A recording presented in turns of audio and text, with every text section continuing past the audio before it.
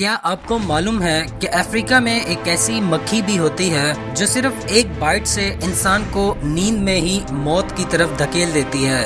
جی ہاں، یہ ہے سیٹس فلائی۔ یہ عام مکھی جیسی لگتی ہے، لیکن اس کی بائٹ کے ذریعے ایک ڈینجرس پیراسائٹ باڈی کے اندر انٹر ہو جاتا ہے۔